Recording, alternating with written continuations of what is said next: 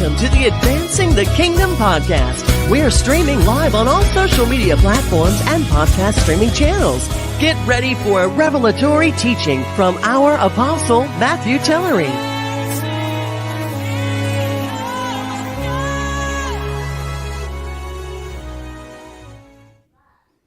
Well, greetings. Thank you so much for tuning in to the Advancing the Kingdom podcast. I am your host, Matt Tillery. Listen, it's an honor that you have joined us today, and I'm really excited that you have joined us. Listen, if you're over on Facebook, go ahead and hit the share button. I would greatly appreciate it. And if you're over on YouTube, go ahead and subscribe to the ML Tillery Outreach. And to all of you that's listening by way of the podcast streaming channels, we really appreciate you. Thank you so much.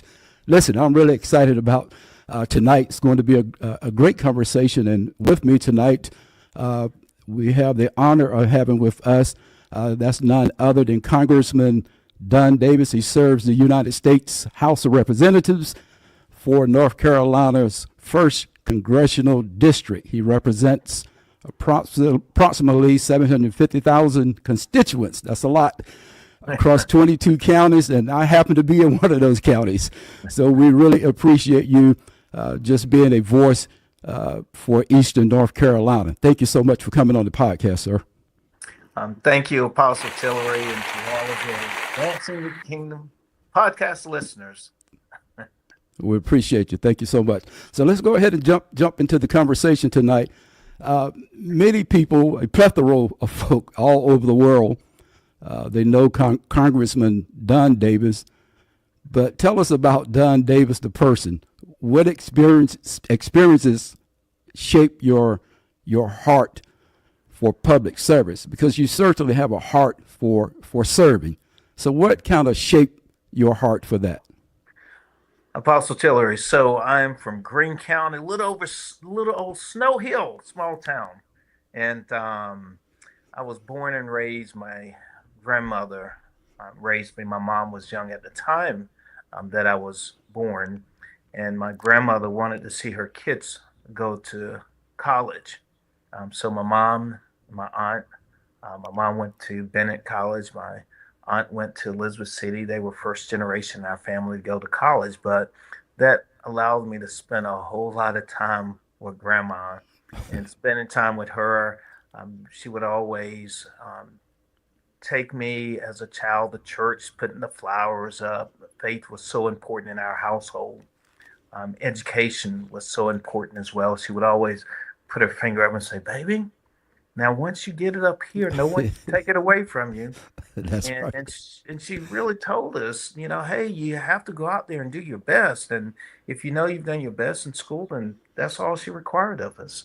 Hard work. We grew up working not only in the tobacco fields and fields across Eastern North Carolina, but also coming home to work in our family garden. And one other thing she would say, and I always remember this, and she would say, "Baby, just know there's some good in everybody. There's some good in everybody." And she believed that. Right. She Wow. held on to that. Right. And then I showed up to Washington, D.C. And I was like, "Okay, Grandma, I hope I'm not letting you down on this one." But Yeah. just those values were so important to me. I went on to eventually go to the United States Air Force Academy. Appreciate your Graduated. service. Thank you, sir. And for all those, that served, thank you. We just celebrated 250 years. You don't have a country, for those who are not willing to serve and sacrifice. But so I was at the Air Force Academy, graduated, and started my Air Force career. I served 8 years total, and no matter where I'd been, I always wanted to come back to Eastern North Carolina. What brought me back, I was still wearing the uniform, and actually was assigned as an assistant professor of aerospace studies at Detachment 600 at East Carolina University. And I was teaching national security affairs, military history, and leadership classes, served as the commandant of cadets, and eventually took the uniform off to run for mayor. I was elected mayor of Snow Hill, then ran a second term and was reelected, and went on to serve 12 years in the state senate, and now truly honored truly honored to be able to represent your listeners and so many across Eastern North Carolina in the United States House.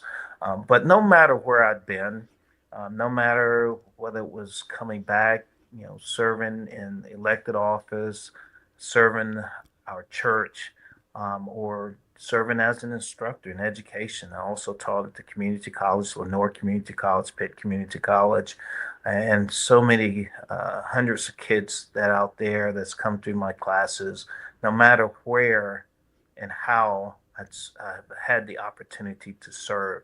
It was always those values that Grandma raised me on that just continue to inspire me. And I'll share this one situation. I still remember we were at the Air Force Academy and they were teaching us how to make a bed. Okay, so we were standing at attention, put us at ease, and it said, take the corner here, cut it, and then flip it over, tuck under, come back. And this is what's called a military corner. Do you understand? And everybody was saying, yes, sir. I was saying, yes, sir. And I was thinking, well, Grandma said this was what was called a hospital corner. And that's how we were raised making the bed. It's like these Eastern North Carolina values. Wow, that's powerful. So just once again, I really appreciate your service and all the things that you're doing and will continue to do in Eastern North Carolina and for North Carolina. So who has been the greatest influence in your life? And I'm sure you had a lot of folk, but who is that one person that you can say, wow, this has been my greatest influence? Absolutely. There's so many great individuals that, just poured into my life and I've been blessed. And, but as I mentioned before, my grandmother tops that list. There was just so many times together, so many life lessons. I still remember, being a child sitting at the dinner table and, when we ran short of food, I mean, she literally asked, baby, have you had enough to eat?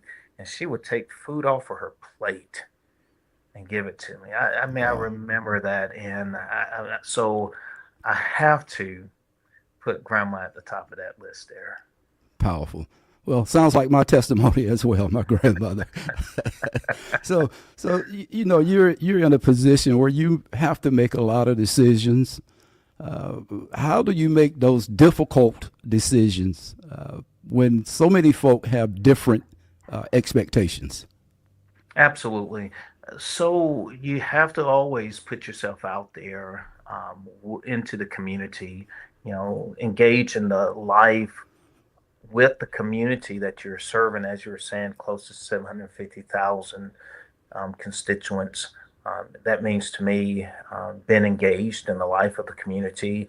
We've seen in the first congressional district, and even before I came to Congress, by the way, a lot of redistricting, rounds of redistricting. Matter of fact, with this latest round, 64% of the district remains the same, but 36, a third of this district, roughly, a little over a third, is new.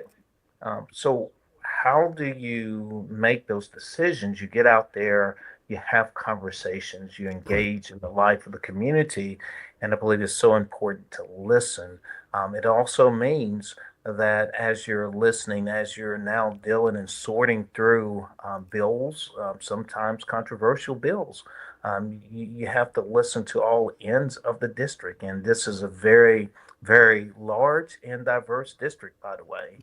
But you have to listen to all voices. And a lot of times what I find is, and especially in Eastern North Carolina, if you're from Eastern North Carolina, this is how the Apostle, how you know if you're from Eastern North Carolina. We definitely understand agriculture. I mean, many of us at some point in time, have worked in some capacity. We definitely understand hunting, fishing. We understand good barbecue. Maybe we understand too much good barbecue at times. And we maybe need to understand, But I mean, this is who we are, in many ways. So.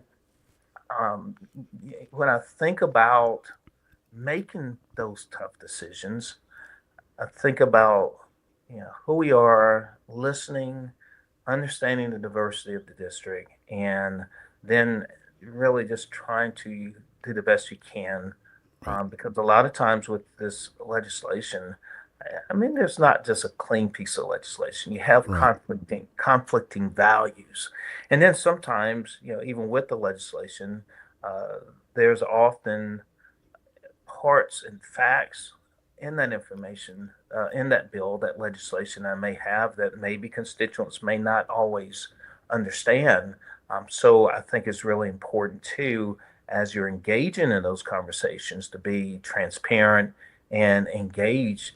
Sometimes even in healthy discussion and debate, and say, hey, this is my understanding based on this. Does it change your thoughts about it, and how does Right. it change your thoughts? And ultimately too, again, it comes back to just genuinely having a heart to serve. Right. I mean, my heart is in serving the people of Eastern North Carolina. This is my home. This is where so many poured into me, prayed over me, and poured into my spirit. And I didn't move back to Eastern North Carolina just to live, just to be in Eastern North Carolina, but I came back because I really wanted to make a difference, and especially too with young people. Right.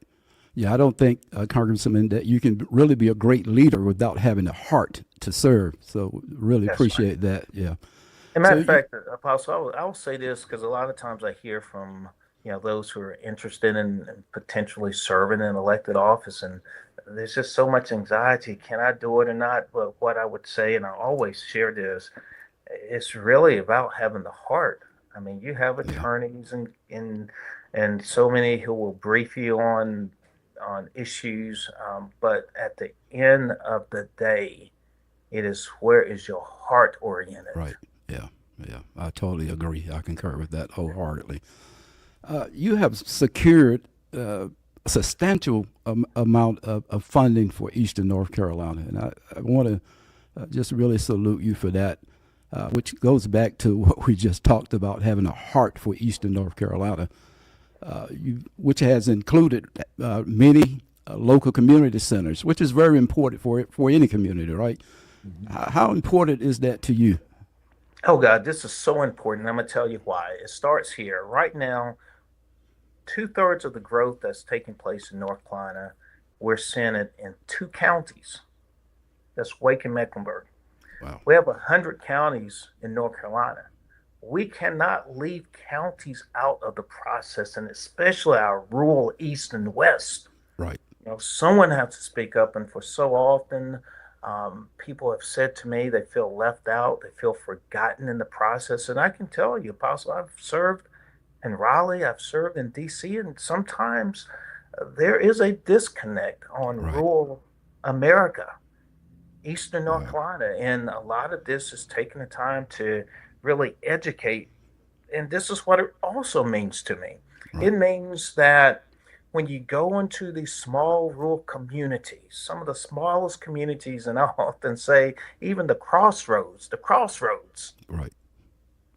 and you Yeah. go into these communities, and there's so much need that's out there. This is one of the most economically distressed congressional districts in the nation. Wow. And there's so much need, aging infrastructure, law enforcement that's going without the resources they need. We're talking about community centers. I mean, Right. just so much need out there. So what I've done is reached out and gone to all the counties. It's not any area, any county, any area, we're not reaching out to. And if so, I'm saying right here, I'm asking for your listeners, reach out to our office, reach out to me. If there are projects that you would like us to look at to see how we might be able to secure funding, we need to hear this.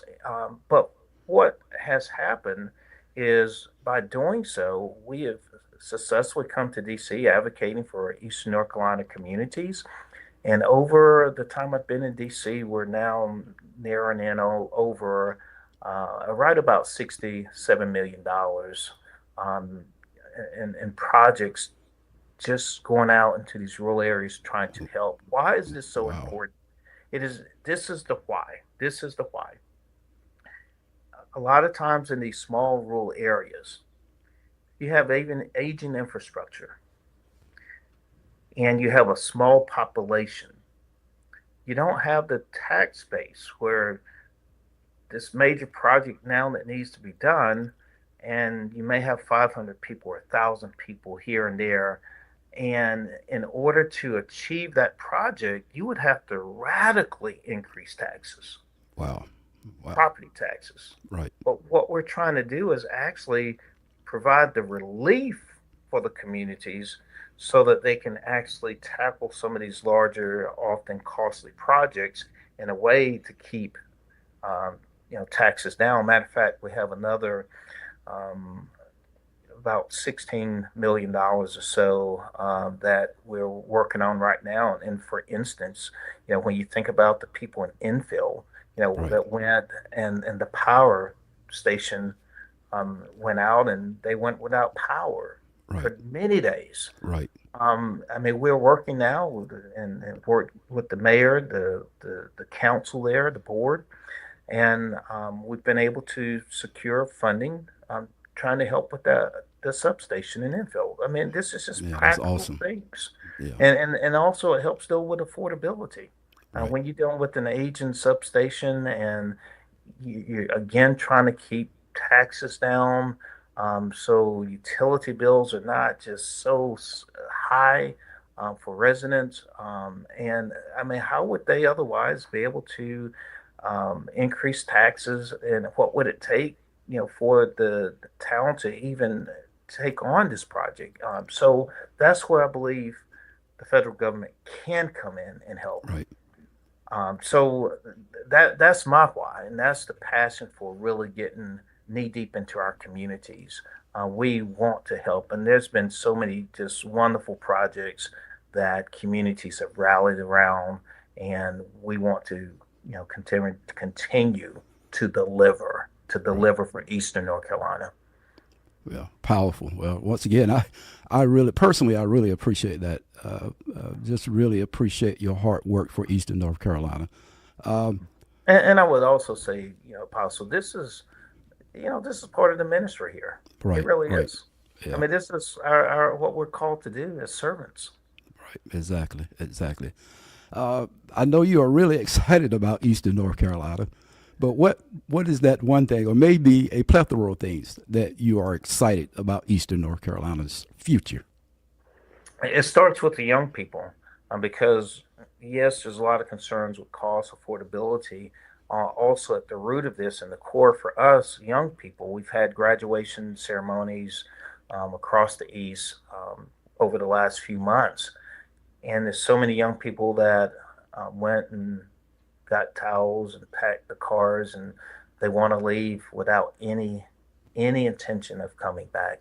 Right. Right. uh, we need to breed hope into Right. every young person Right. that you can stay home if you want to. Don't feel Right. that you have to leave because they're not real opportunities. And that's what so many young people have went to 22 counties just talking to young people, and Wow. they have all said in different ways, we just don't see where there's real opportunities, a real shot for me to make it in Eastern North Carolina. So we want to restore hope, and for me, that means bringing good paying jobs. We've worked with industry. We've seen, for instance, in Wilson, Johnson and Johnson, the private sector, doing major expansion. Then we Right. know serving on the House Armed Services Committee, and we know that China's outpacing us in a mighty way when it comes to shipbuilding and submarine building. Newport News Shipyard, they're upping their ante on the operation to get more out. And we already have over 1,000 North Carolinians that are going to Virginia. Wow.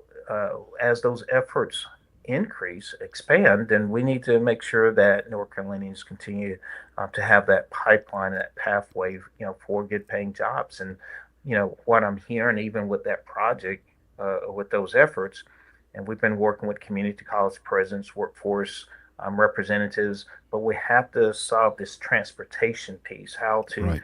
get residents to and from. And I want to be very clear, keep them in North Carolina. And matter Right. of fact, I believe we can even ramp up the training efforts on the North Carolina side, and perhaps even attract Virginians to come into North Carolina, even if it's for the training, to then go back, for those jobs in the shipyard. I think about Elizabeth City State University. This is the only 4-year aviation sciences program in North Carolina. If you want to be an airline pilot, it's the place to be. But if you don't want to pilot an airplane, but here it is for a second. You can pilot a drone. Right. Drones are totally changing the landscape. You see drone technology used for agriculture, checking water levels, disaster management, all kind of things. Obviously, you see it in defense. Some may even have had their food delivered by a drone. Oh yeah, very active, that's for sure. For sure. So we have to direct our young people for these real opportunities that exist right at home. ECU, Brody School of Medicine, been engaged in a lot of that work. And here's the model. I want to be clear on what the model is for me. So when you think about an East Carolina university, I want you to think about going into Eastern North Carolina and identifying students in our schools and bring them in, expose them to medical education, and then place them by doing a residency back in rural communities in Eastern North Carolina. Well, guess what? After they finish that residency, they begin to practice. They're going to be more likely to stay. And, part of a thought process, and I hear this so often, and I do believe we have to deal with student loan debt relief. At the same time, when we think about, okay, someone coming to a small community, you agree to wipe off, debt, let's say student loan debt for 5 years, what happens right afterwards? Right. That brings me back to the model that we need to grow our own. Right. And I want to make sure that we are growing our own in Eastern North Carolina. Up and down the district, we have, for instance, too, with Cherry Point, FRC East over to Global Transport, the Navy coming over into Cherry Point, and there are civilian jobs tied to this as well. So, we're looking up and down across the district to make sure that we are looking to bring real opportunities for young people, for young professionals to be able to come, to live, to raise their family, to actually have health care, and have the opportunity, who knows, to be able to go on a vacation and to retire. And not only to retire, but when they retire, to know that Social Security is going to still be around, it's going to be solvent. So what a concept. What a concept. And this is what really motivates me, because we have to keep the American dream within reach for families across the East. Wow. I know you are also very active with health care in our Eastern North Carolina. What type of improvements would you like to see in terms of our health care?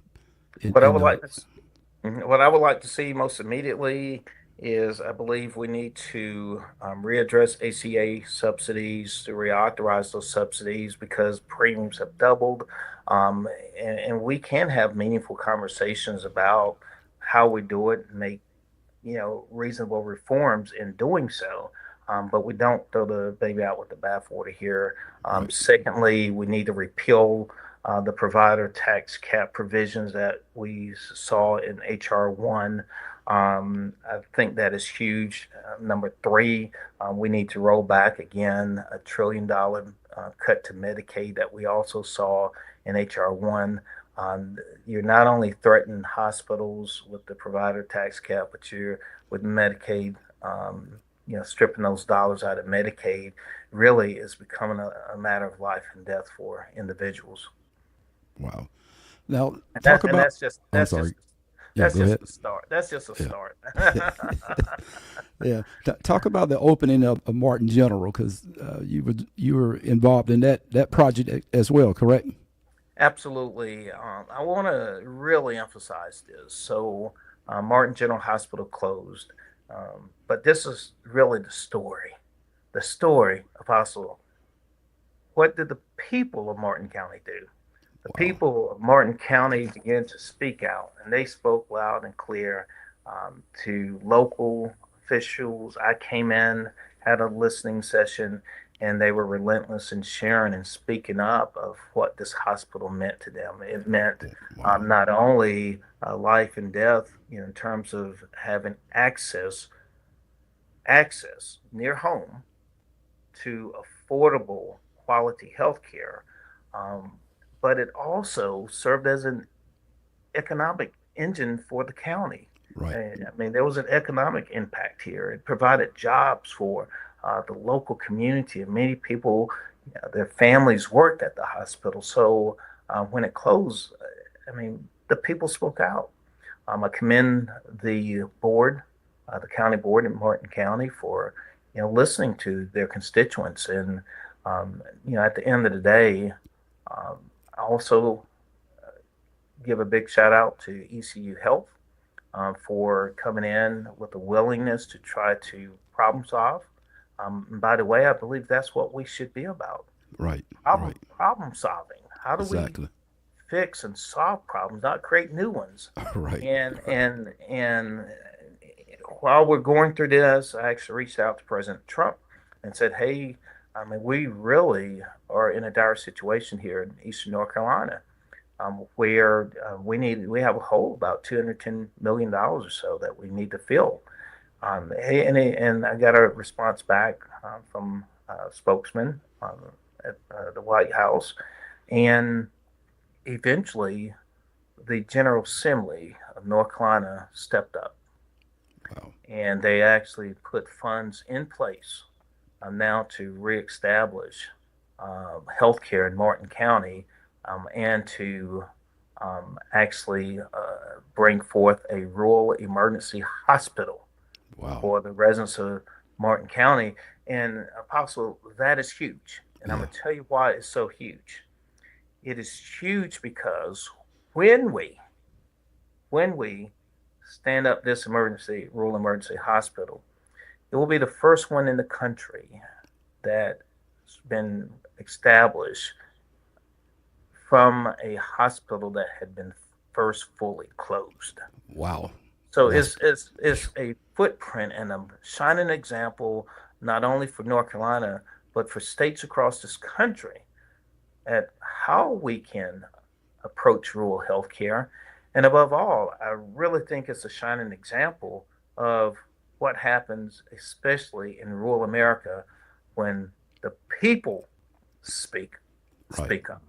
Wow. Yeah, that's very powerful. It sounds like to me you're a trailblazer, because that's what trailblazers do, right? Well, So, we're gonna give it to the people, and I mean, we have to see the power of engaging. yeah, certainly. I know you're very busy.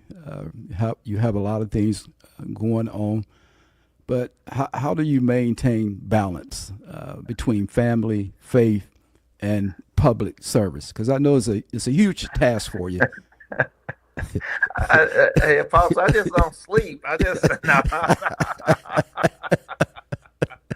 Oh, I mean, how do you strike that balance? First and foremost, we're just grateful to God, who truly allow us to be disciples, to share the word, to minister, and we have to all remember this. We're given the gift of ministry. We have Right. talents, and we can share our gifts in different ways. And mine is, through this political public policy, public service way. So I'm really honored to do it. In terms of striking the balance, there's a lot of days that I'm up late, and a lot of mornings I'm up early. Right. And it's because I have a passion for doing this. And above all, my family is just so understanding and so appreciative. And that shows us the power of family in all of this as well. Faith, family, Yeah. that support system is huge. So, how do you balance it? I don't know. All I can say is through the grace of God. Well, I believe that whatever God has called you to do, that He will give you a grace to do it. There you go. And that's certainly, I don't know about you, Congressman, but I need the grace. Hey, amen. Oh, so as we get ready to close tonight, what message would you like to leave with the next generation of leaders? Keep hope front and center. Don't give up. Remain committed. Eastern North Carolina, we have a rich history. We just celebrated 250 years. You don't have a country without Eastern North Carolina. Wow. 83 delegates in Halifax decided to be bold and act to move towards independence, a model of self-governance. I mean, we can move up and down the map. You don't have airplanes without Eastern North Carolina. Right. Not only first in freedom, first in flight. I mean, rich history. Martin Luther King, delivered right there in Rocky Mount that I Have a Dream speech before he delivered in Washington. Right. Sarah Keys Evans, I mean, she held her seat on the bus way before Rosa Parks. This is our history. Right. Rich history. Rich history. Right. And that history demonstrates our resilience. Right. So I would say to everyone listening in and to all of the families across Eastern North Carolina, even at times it may seem that times are tough. Let's hold on. It's in us. Yes, It's sir. in us. Yes, sir. Wow. It's in us. Well, I appreciate that. Congressman Davis, thank you so much for taking time tonight to come on the podcast and really just share your heart and really your certainly being an advocate for Eastern North Carolina. And we really appreciate what you do and what you will continue to do for Eastern North Carolina. Well, to all of the Advancing the Kingdom podcast listeners, thank you for tuning in for another amazing episode with Apostle Tillery. God bless you, my friend. Thank you so much. Listen, I'm Apostle Matt Tillery. Thank you so much for tuning in to the Advancing the Kingdom podcast. It's really been a great conversation with Congressman Don Davis, and we really appreciate him taking time to come on the podcast tonight. Listen, I am Apostle Matt Tillery. Until next Monday night at 7 p.m., go and advance the kingdom. We pray you have been empowered and blessed by this teaching. Join us next week for the Advancing the Kingdom podcast. If you would like to reach us, email us at mltillery@icloud.com.